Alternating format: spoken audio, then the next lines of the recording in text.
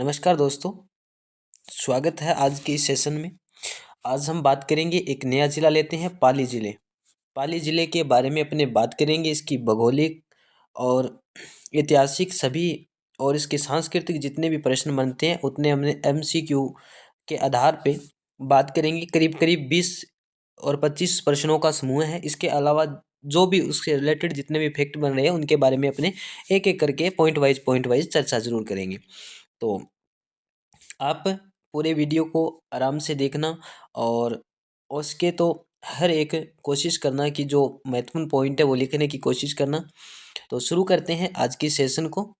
और यदि आप हमारे चैनल पे नए हो तो चैनल को सब्सक्राइब कीजिए और लाइक कीजिए और अपने दोस्तों के साथ शेयर भी करें।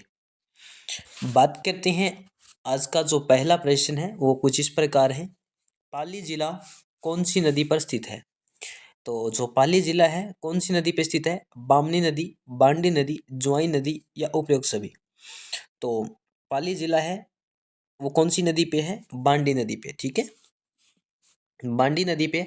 पाली जिले का यदि पुराना नाम पूछ ले तो क्या नाम था? पलिका। ठीक है, पलिका। पलिका भी कुछ समय पहले प्राचीन काल पेलिका भी था या पेपावती भी था। एक जगह पेपावती भी मिलता है। ठीक है, पेपावती, ये पाली का क्या था? पुराना नाम था। ठीक है, और जो पाली नगर है, जिला है ये ना, उसे औद्योगिक नगर शहर के रूप में भी जाना जाता है, औद्योगिक शहर के रूप में। ठीक है, बात करते हैं प्रश्न संख्या दूसरे की। एक बात करते हैं प्रश्न संख्या नेक्स्ट की। एक चीनी यात्री आया था अपने भारत में, हैनशांग। ठीक है, वैनशांग आया था, वैनशांग। चीनी यात्री एक हैनशांग आया था। तो उसने पाली जिला किस प्रदेश का हिस्सा बताया था? हैनसांग ने इसे किस क्षेत्र का हिस्सा बताया था?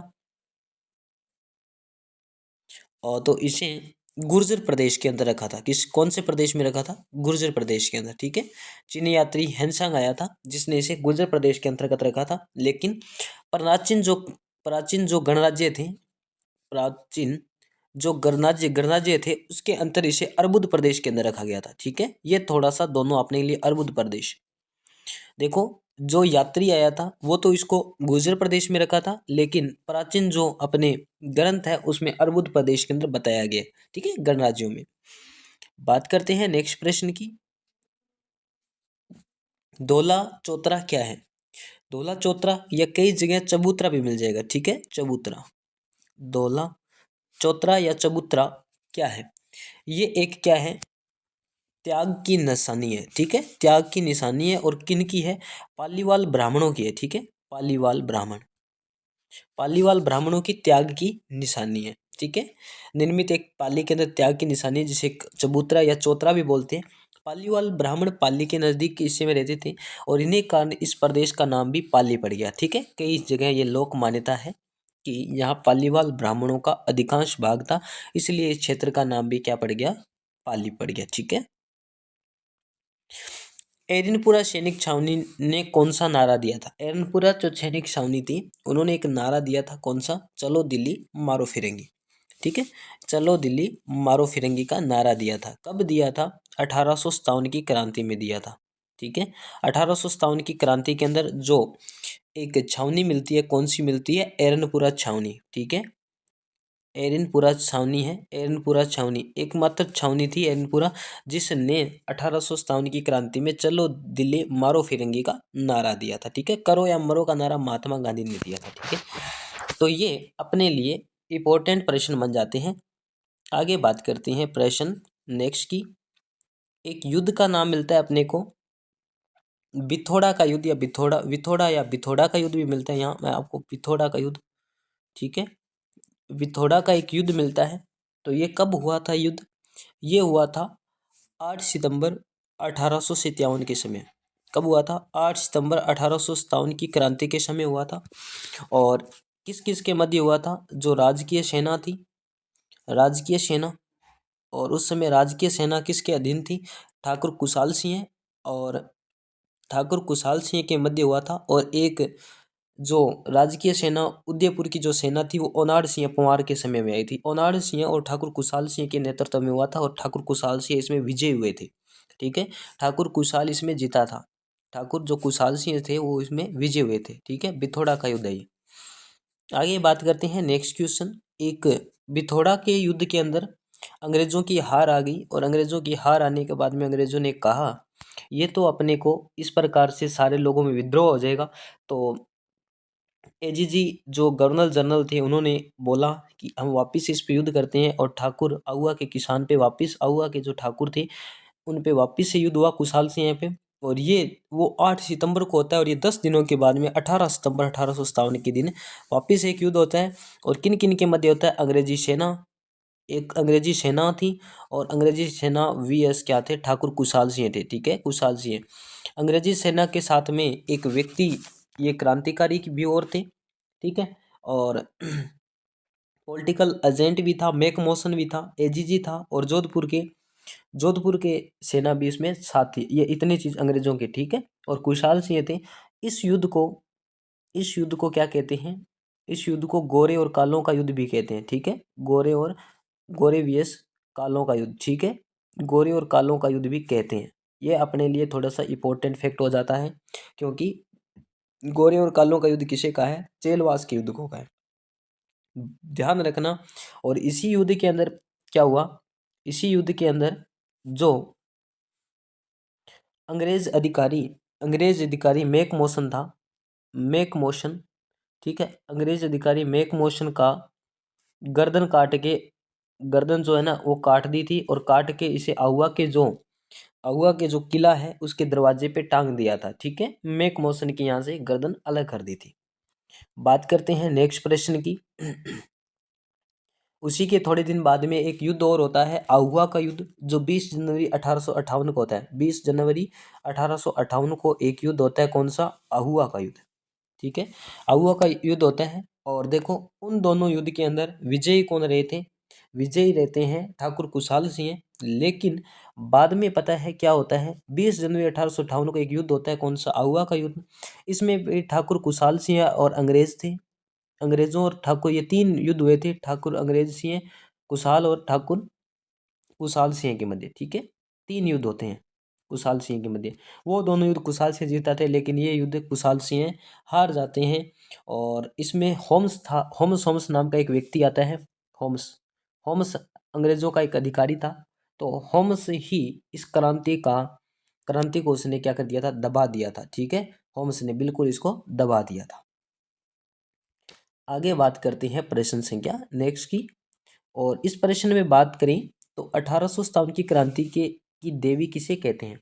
तो 1857 की क्रांति की एक देवी कहते हैं, उसका नाम है सुगाली माता। कौन सी माता? सुगाली माता को कहते हैं। ठीक है, इंपॉर्टेंट प्रश्न है।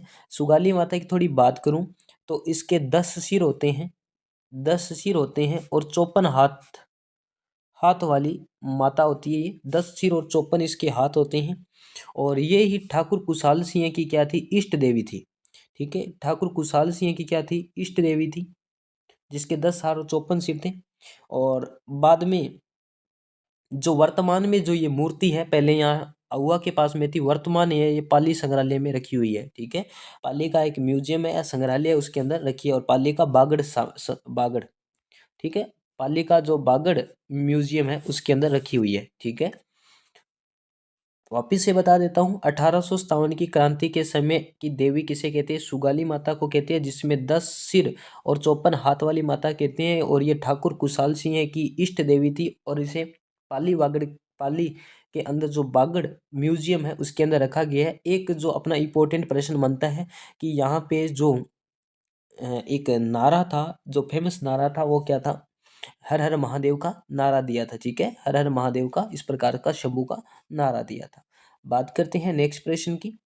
पाली के पड़ोसी जिले, पाली के पड़ोसी जिले कितने हैं? तो देखो, पहले पाली 8 जिलों से सीमा बनाता था, वर्तमान में यह 7 जिलों से सीमा बनाता है। कौन कौन से बनाते हैं? तो बात करता हूं तो एक सिरोही से। ठीक है, सिरोही सिरोही के बाद में बात करूं जालौर से। ये थोड़ी सी चीज़ नोट जरूर कर लेना, जालौर से। उसके बाद में बात करूं तो बालोतरा से। बालोतरा से, ठीक है। बालोतरा के बाद में जोधपुर, और जोधपुर के बाद में, जोधपुर भी कौन सा है, ये ग्रामीण वाला जोधपुर है, थोड़ा ध्यान रखना, शहरी और ग्रामीण दो है, तो जोधपुर ग्रामीण के साथ में मिलाता है, और एक मिलता है ब्यावर के साथ में, ठीक है। तीन और दो पांच हो गए, ब्यावर हो गए, और एक राजसमंद, ठीक है, राजसमंद, और राजसमंद के बाद में उदयपुर, उदयपुर, ये कुल मिला के 7 जिले लगते हैं, ठीक है। वापिस से बता देता हूँ, सिरोही, जालोर, बालोतरा, जोधपुर ग्रामीण, ब्यावर और राजसमंद, ठीक है, और उदयपुर, ये कुल मिला के 7 जिले इसके साथ में पड़ोसी सीमांत आते हैं। पाली जिला की मिट्टी कैसी है, जो पाली जिला है उसकी मिट्टी कैसी है, लाल मिट्टी है, पीली मिट्टी है, या दोनों, तो अपना ऑप्शन हो जाएगा उपयुक्त दोनों। पाली जिले की लाल व पीली मृदा है, लाल व पीली मृदा है, ठीक है। मृदा मिट्टी कैसी है, लाल व पीली मृदा है। कुछ जगह भूरी और रेतीली मृदा भी मिलती है, ठीक है। उत्तरी जो पश्चिमी भाग है, यानी जो ये पाली का हिस्सा है उसके अंदर इधर वाला है वो तो यहाँ रेतीली है, इधर वाले के अंदर लाल और पीली मृदा का भाग पाया जाता है, ठीक है। और लाल और पीली मृदा कहाँ पाई जाती है, दक्षिणी और पूर्वी हिस्सा, ये दक्षिण वाला हिस्सा हो गया, और इधर वाला पूर्वी हिस्सा, ये वाला हिस्से के अंदर क्या पाई जाती है, लाल व क्या पाई जाती है, पीली मृदा। और जो भूरी और रेतली मृदा कहाँ पाई जाती है, वे उत्तर और दक्षिण, ऊपर वाला इलाका है उसमें कौन सी पाई जाती है, उत्तर और पश्चिमी भाग के अंदर रेतली मृदा पाई जाती है, ठीक है। बात करते हैं नेक्स्ट प्रश्न की, पाली कौन सी वस्तु के लिए विश्व प्रसिद्ध है, पाली कौन सी वस्तु के लिए विश्व प्रसिद्ध है, तो मेहंदी के लिए हो जाएगी, किसके लिए हो जाएगा, मेहंदी, मेहंदी पर जीआई टैग दिया गया है, ठीक है, जीआई टैग दिया गया है, ठीक है, पाली जिले को जीआई टैग मिला है, ठीक है, ये विश्व प्रसिद्ध है, इंपॉर्टेंट चीज है अपने लिए मेहंदी। सोजत, एक थोड़ा सा ध्यान रखना, मेहंदी कहाँ की है, ये सोजत की मेहंदी है, ठीक है, यहाँ सोजत, ठीक है, सोजत, सोजत पाली का नाम है, ठीक है, और मेहंदीपुर बालाजी का भी मंदिर है। आगे बात करते हैं नेक्स्ट प्रश्न की, कोमलगढ़ अभ्यारण्य स्थित है, कोमलगढ़ जो अभ्यारण्य है, पाली, राजसमंद, उदयपुर, उपयुक्त सभी तीनों जिलों के अंदर है, ये तीनों जिलों के अंदर आता है कोमलगढ़ अभ्यारण्य, जो पाली के अंदर भी आता है, राजसमंद में भी आता है, और उदयपुर में भी आता है, तीनों जिलों में आएगा, ठीक है, उपयोग सभी हो जाएगा, इसका ऑप्शन तीनों ही जिलों में शामिल है। आगे बात करते हैं, सतरंगी जो संगमर कहाँ पाई जाती है, सतरंगी जो संगमरमर के लिए प्रसिद्ध जगह है वो कौन सी है, पाली, ठीक है, यहाँ 7 रंग की जो कलरफुल है संगमरमर पाई जाती है, ठीक है। और यदि पूछ ले पाली के अंदर भी कोई गांव पूछ ले तो खादरा गांव है, ठीक है, कौन सा गांव है, खादरा गांव, ये खादरा गांव में क्या है, सतरंगी के लिए विश्व प्रसिद्ध है, ठीक है, यानी राजस्थान में खूब प्रसिद्ध है और भारत में भी, ठीक है। ज्वाई बांध किस नदी पर स्थित है, तो ज्वाई बांध कौन सी नदी पे स्थित है, लूणी नदी पे स्थित है, कौन सी नदी पे, लूणी नदी पे, ऑप्शन नंबर 3 क्या हो जाएगा, करेक्ट आंसर हो जाएगा, लूणी नदी पर है।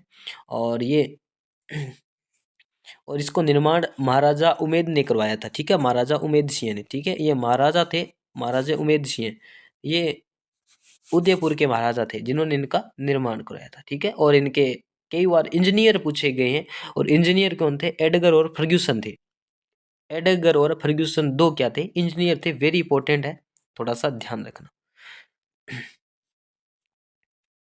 और इसे मारवाड़ का अमृत सरोवर कहते हैं, इसे मारवाड़ का क्या कहते हैं, अमृत सरोवर कहते हैं, ठीक है, मारवाड़ का अमृत सरोवर किसे कहते हैं, थोड़ा सा ध्यान रखना।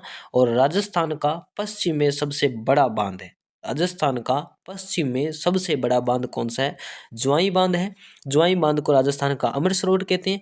उमेद सिंह ने इसका निर्माण करवाया था, उमेद सिंह उस समय जोधपुर के क्या थे, महाराजा थे, और इनका इंजीनियर कौन थे, एडगर और फर्ग्यूसन दो इनके क्या थे, आपके इंजीनियर थे, ठीक है। बात करते हैं नेक्स्ट क्वेश्चन की, और रणकंपुर जैन मंदिर स्थित है, रणकंपुर के जो जैन मंदिर है वो स्थित है पाली के अंदर, कब बनाए गए थे, 15वीं सदी के अंदर बने थे, इंपॉर्टेंट चीज है, 15वीं सदी के अंदर बने थे। और ये मंदिर के अंदर एक 1444 खंबे हैं, कितने हैं, 1444 खंबे हैं। और ये मथाई नदी पे बने हैं, कौन सा नदी है, मथाई नदी है, मथाई नदी पे बने हैं, ठीक है, 1444 खंबे हैं। और इसके अंदर इसे एक इम्पोर्टेंट चीज़ है, डॉक्टर गोपीनाथ शर्मा ने इसे वैश्याओं का मंदिर कहा है, ठीक है, डॉक्टर गोपीनाथ शर्मा जी ने इन्हें वैश्याओं का मंदिर कहा है। बात करते हैं नेक्स्ट प्रश्न की, राजस्थान का अमरनाथ कहाँ स्थित है? राजस्थान का अमरनाथ पाली के अंदर स्थित है। और पाली के अंदर जो एक मंदिर का नाम है उसे ही अमरनाथ का मंदिर कहते हैं। यहाँ परशुराम भगवान श्री परशुराम परशुराम महादेव मंदिर है। ठीक है, थोड़ा सा महादेव मंदिर है, बात आई समझ में। परशुराम भगवान महादेव जो मंदिर है उसे ही राजस्थान का अमरनाथ कहते हैं। बताते हैं कि भगवान श्री परशुराम जी ने यहाँ एक पहाड़ है, पहाड़ को परशु को काट कर भगवान भोलेनाथ का मंदिर बनाया था, इसलिए इसे परशुराम महादेव मंदिर कहते हैं।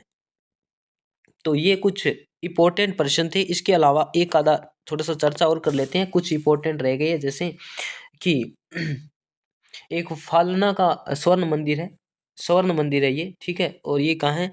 ये जैन मंदिर है। ठीक है, एक जैन स्वर्ण मंदिर भी है।